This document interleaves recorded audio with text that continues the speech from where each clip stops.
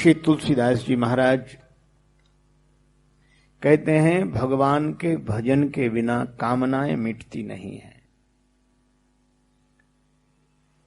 जैसे पृथ्वी तल के बिना वृक्ष नहीं लगाए जा सकते, भगवान के भजन के बिना कामनाओं को बदला नहीं जा सकता।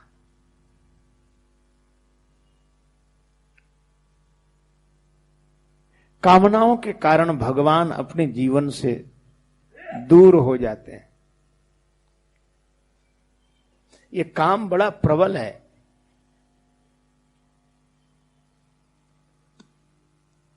भगवान से मिलता जुलता नाम रखा, खोटा सिक्का चलाने वाले ऐसी शक्ल बनाते हैं उस सिक्के की बिल्कुल असली जैसा लगे।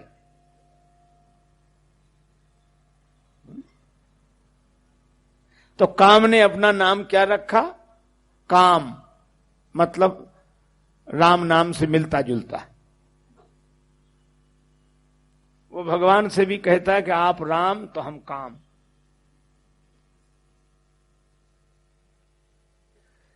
श्री तुलसीदास जी ने कहा कि राम जी तो धनुष्वाण लिए, राजीव नयन धरे धनुषायक, भगत विपति भंजन सुखदायक। काम बोला हम भी धनुष्वाण लिए, काम कुसुम धनुषायक लीने, सकल भुवन अपने बस कीने।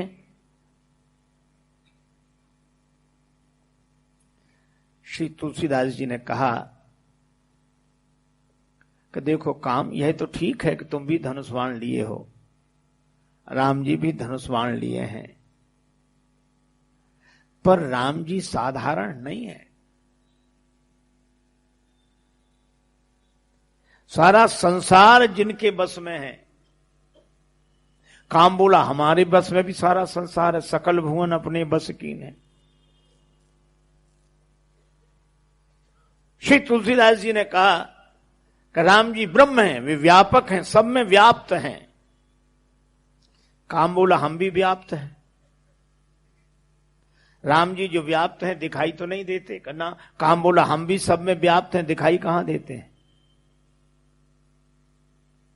अगर शंकर भगवान कहते हैं राम ब्रह्म व्यापक जग जाना, तो हमारे लिए भी कहते हैं बिनु बपु व्याप ही सब ही पुनि सुन निज मिलन प्रसंग। बोलो, इतना प्रबल है यह। काम से अर्थ कामनाएं। हमारा जीवन कभी कामनाओं से रहित नहीं होता। हमेशा जब हम सोते हैं तब जरूर भगवान की कृपा होती है, पर जागने के बाद कोई ना कोई कामना, कोई ना कोई कामना। जैसे सरोवर में सदा लहरें उठती रहती हैं, इसी तरह हमारे मन में सदा कामनाओं की लहरें उठती रहती हैं। हवा लगी लहरें उठी, हमें भी संसार की थोड़ी हवा लगी लहरें उठी। ये कामनाएं। क्या करें?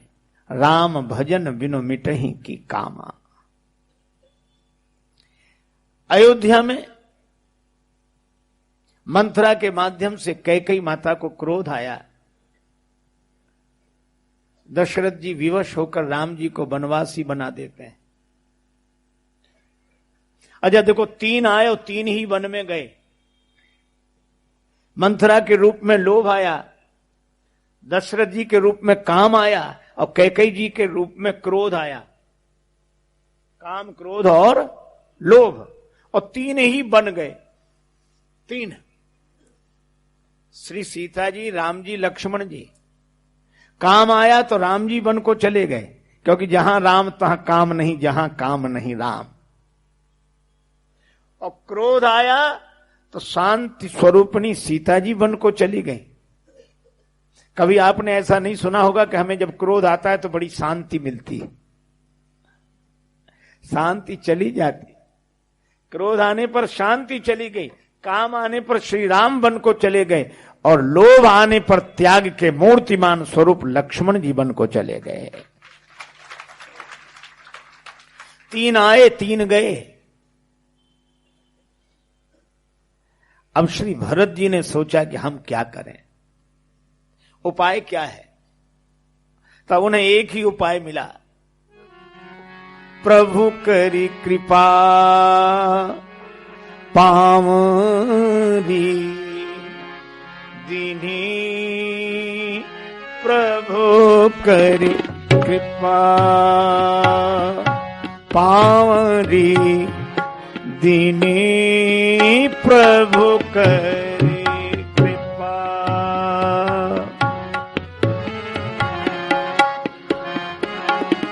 प्रभु करी कृपा पावरी दीनी,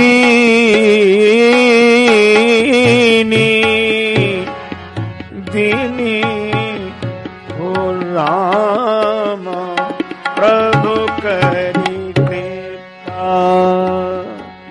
भगवान ने कृपा करके पादुका दी। अच्छा देखो, ये पादुका बड़ी अद्भुत है। श्री भरत जी तो भगवान से जब पादुका मिली तो पादुका सिर पर रख लेते हैं। भगवान ने कहा कि भरत तुमने तो आधार मांगा था, हमने तो तुम्हारे सिर पर भार डाल दिया। भरत जी ने कहा कि प्रभु यह भी आधार ही है, तो आधार कहीं सिर पर रखा जाता है? भरत जी बोले हाँ। कहा कब? कहा जब सिर पर भार ज्यादा आ जाए तो आधार सिर पर ही रखना पड़ता है। रेल स्टेशनों पर हमारे कुली भाई सिर पे सामान रखते हैं तो सामान और सिर के बीच में उनकी पगड़ी का आधार होता है। माताएं जल से भरा कलश रखती हैं सिर पर, तो सिर और घड़े के बीच में कुंडे का आधार होता है। भरत जी कहते हैं मेरे सिर पर लोगों ने अयोध्या का राज्य भार डाल दिया, पादुका मैंने सिर पर रख ली, तो जो राज्य का भार मेरे सिर पर था वो आज से पादुका पर रहेगा। इसलिए भगवान ने कहा अच्छा ये तो ठीक है, लेकिन भरत ये बताओ पादुका है किसकी? भरत जी बोले आपकी। भगवान बोले हमारी कैसे, तुम तो लेकर जा रहे हो। भरत जी ने कहा कि अगर पादुका चित्रकूट में रहती तो आपके पद में रहती। भगवान ने कहा वही तो, तभी तो लोग पहचानते कि इनकी पादुका है।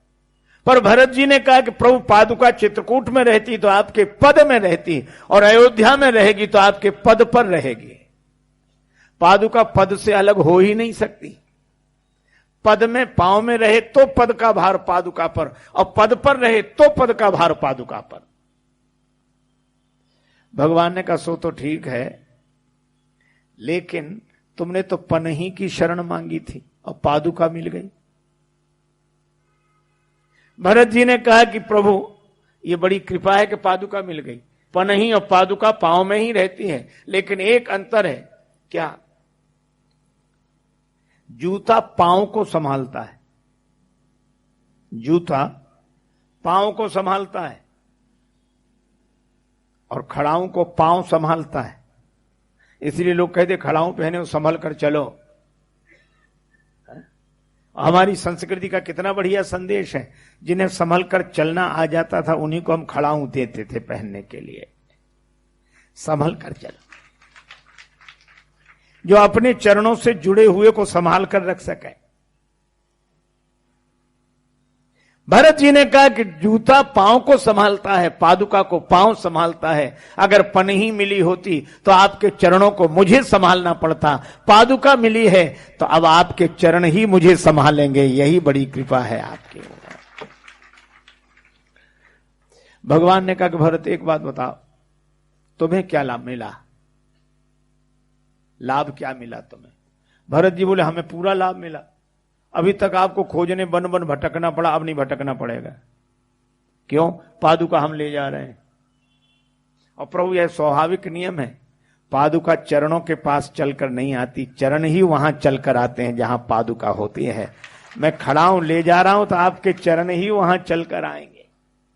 और सही बात है, आप लोग इतने लोग कथा में बैठे हो, अपने अपने जूते उतार कर बैठे हो, कथा के बाद जूते थोड़ी चरणों के पास आएंगे कि चलो अब घर चलें।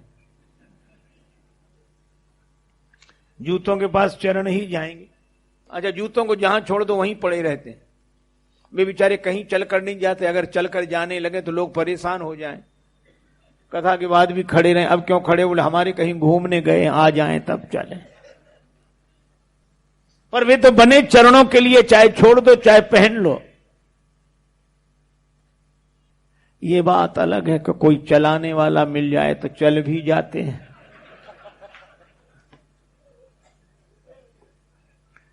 चलाने वाला मिले चल जाते हैं, और चल ही नहीं जाते, किसी किसी के चले भी जाते हैं। अब देखो, जूते के आंख नहीं है, पर जूता पहनने वाले के तो आंख है। जूता कभी धोखा नहीं खाता, आंख वाला धोखा खाता है। धोखे से आपका पांव किसी दूसरे के जूते में चला जाए तो जूता ही ये बता देगा कि हम आपके नहीं हैं। कोई ईमानदार होगा तब तो पांव बाहर निकाल लेगा। ईमानदारी से कोई रिश्ता नहीं तो जूते से कहेगा कि तुम हमारे हो या ना हो, पर हम तुम्हारे हैं।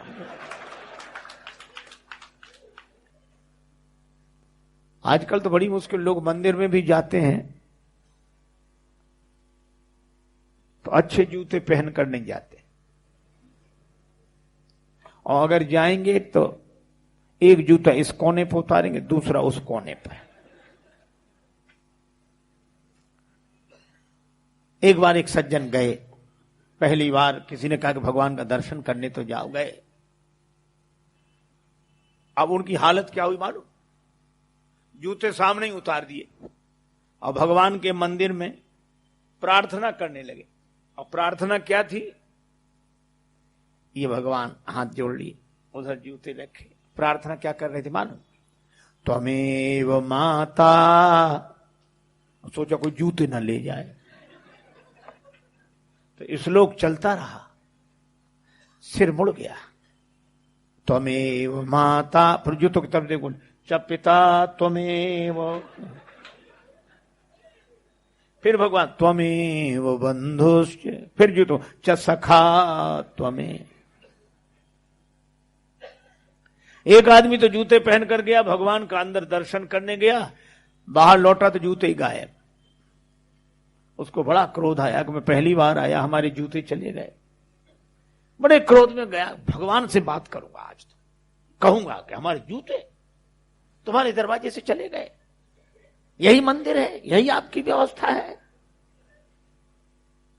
मतलब समझ गए कि हम भीतर मंदिर में दर्शन करने जाएं तो भगवान आप बाहर आके हमारे जूतों की रखवाली करो। गया बड़े क्रोध में, लेकिन भगवान के सामने जाकर कुछ नहीं बोला, चुपचाप लौट आया। मित्र ने कहा बड़े क्रोध में गए थे, बोले क्यों नहीं? अरे बोले क्या बोलते, क्यों? बोले भगवान ने अपने चरण दिखा दिए। वो कह रहे थे हमारे भी कोई ले गया है, हम भी ऐसे ही खड़े हैं।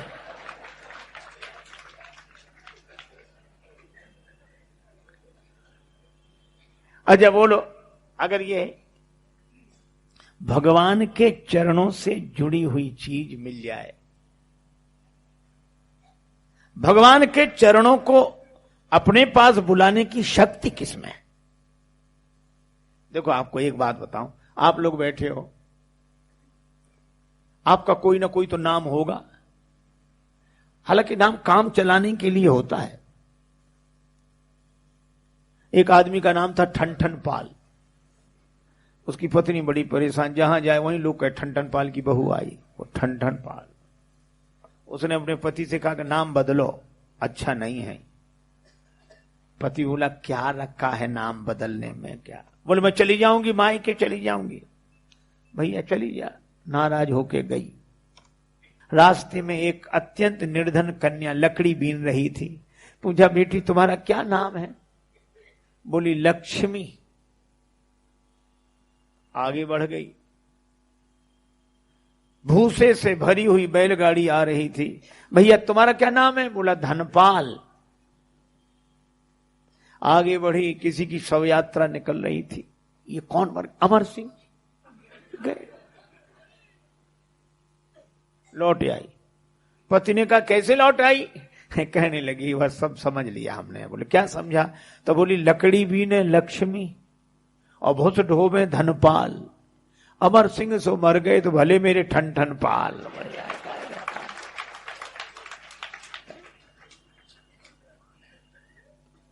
एक नई नई बहू आई ससुराल,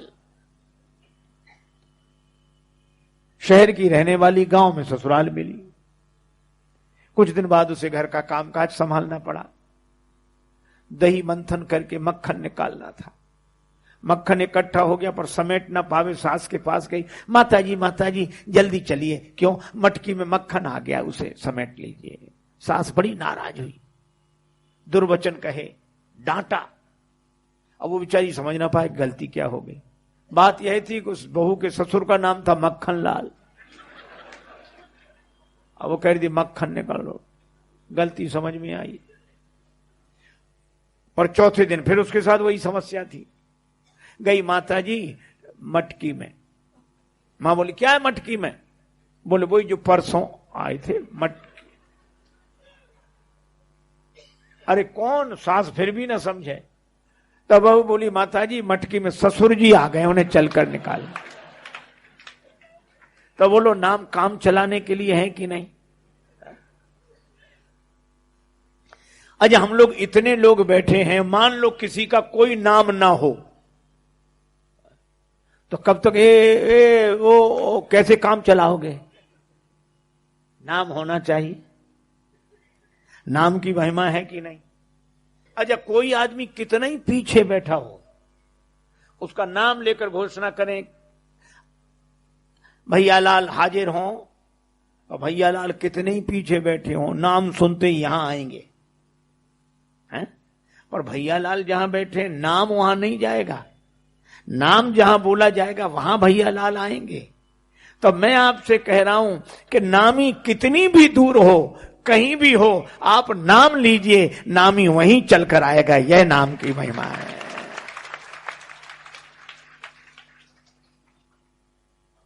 भगवान का नाम लें। हमारे गुरुदेव कहते थे एक धर्मशाला में 10 कमरे, उन 10 कमरों में किसी एक में तुम्हारा परिचित मित्र रुका है तो क्या 10 कमरे खटखटाओगे? और रात के बज रहे होंगे 11, कमरा खटखट खटखट खटखट खटखट, नींद से जागा और दरवाजा खोला। दरवाजा क्या है? और जो तुमने देखा कि तो भैया माफ करो। दरवाजा अब फिर दूसरे पे, तो 10 को नाराज करोगे। तो फिर गुरुदेव कहते थे एक काम करो, आंगन में जाकर किसी कमरे को मत खटकाओ, उसी का नाम लेकर पुकारो। जिस कमरे में होगा उसी कमरे से निकलकर बाहर आ जाएगा। और यही संतों की युक्ति है। भगवान ज्ञान के कमरे में है कि भक्ति के कमरे में है कि वैराग्य के कमरे में है। अरे चाहे जिस कमरे में हो, हम लोग तो नाम कीर्तन करें, भगवान उसी कमरे से बाहर निकलकर प्रकट हो जाएंगे। भरत जी ने कहा कि मैं पादुका ले जा रहा हूं, और जहां पादुका होगी वहां आप चलकर आएंगे। अर्थात जहां नाम होगा वहां नाम ही चलकर आएगा। और नाम को कहां बिठाया? ये तुलसीदास जी कहते हैं पादुका माने राम नाम। आखर जुग जनु जीव जतन के, आखर जुग जनु जीव जतन के,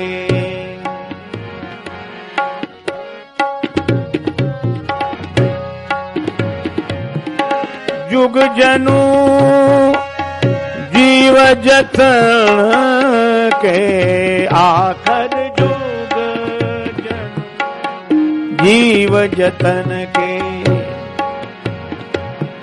आखर जुग आखर जुग आखर जुग जनु जीव जतन के, आखर जुग जनु।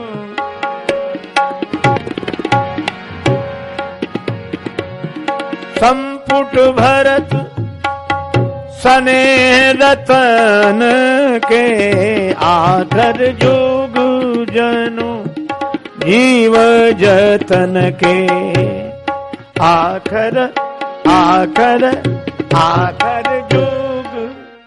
2 अक्षर जीव को भवसागर से पार करने वाले, ये 2 अक्षर, ये पादुकाएं हैं। और भरत जी ने इन पादुकाओं को सिंहासन पर बिठा दिया।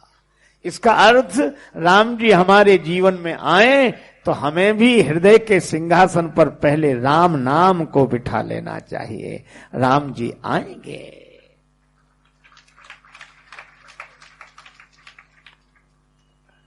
पर लोग तो अपनी तरह से अर्थ लेते हैं। हमको लगता है कि राम जी से राम नाम की महिमा। जब तक पादुका सिंहासन पर रही अयोध्या में कहीं कोई गड़बड़ी नहीं हुई, कोई उपद्रव नहीं हुआ। मैं भी आपसे कहता हूं, अगर आप राम नाम को हृदय के सिंहासन पर बिठा लेंगे तो जीवन में कोई समस्या नहीं रहेगी। पर एक सज्जन कर दी, ये बात नहीं है। हमने कहा फिर? बोले देखो राम जी, दशरथ जी के राज्य में गड़बड़ी हुई कि नहीं? हमने कहा हाँ हुई। और राम जी जब सिंहासन पर बैठे तब गड़बड़ी हुई? हमने कहा। बोले 14 वर्ष गड़बड़ी नहीं हुई? हमने कहा नहीं हुई। बोले क्यों नहीं हुई? हमने कहा राम ना, अरे बोले ये बात नहीं, पादुका रखी थी सिंहासन पर, इसीलिए गड़बड़ी नहीं हुई। दशरथ जी के राज्य में गड़बड़ी, राम जी के राज्य में गड़बड़ी, पर 14 वर्ष पादुका रखी थी सिंहासन पर। पादुका माने जूता। बोले जनता जूते का राज चाहती है, जूता रखा रहा, कोई गड़बड़ी नहीं हुई। हम का धन्य हो प्रभु, क्या सोच है आपका। भरत जी 14 वर्ष तक और पूजा करते हैं। नित पूजत प्रभु पावरी, प्रीति न हृदय समाच, मांगी मांगी आय सुकरत, राज काज बहुभांति। पादुकाओं से आज्ञा लेकर राज्य काज करते हैं, पूजन करते हैं, एकांत में रहते हैं। नंदी ग्राम करि परन कुटीरा, कीन निवास धर्म धुर धीरा। नंदी ग्राम में कुटिया बनाकर रह रहे हैं श्री भरत। अच्छा एक बात है, भरत जी राज्य काज भी देखते हैं और बाबा जी भी हैं साधु। अब तो बड़ी मुश्किल है, आजकल कोई निकले तो लोग बुंदेलखंड में तो प्राय पूछते हैं बाबाजू। अब मालूम क्या कहते हैं, जाबाजू हो कि बाबाजू, मतलब संसार से जुड़े हो कि वन से भजन तपस्या कर। और मैं कहता हूं कि दोनों से जुड़े हुए को हम संत समझते ही नहीं है। रहीम जी ने एक दोहा कहा, काम करे संसार को मिलन चाहे करतार, कह रहीम कैसे बने दो तुरंग असवार। संसार का काम करे, भगवान से मिलना चाहे, ये दो घोड़े पर सवारी हो ही नहीं सकती। बात सही है, दो घोड़े पर नहीं बैठा जा सकता। पर श्री तुलसीदास जी बोले हो सकती है। कैसे का काम करे संसार को हरिसों राखे टेक, कह तुलसी यों बनत हैं दो तुरंग रथ एक। घोड़े दो हैं, रथ तो एक है।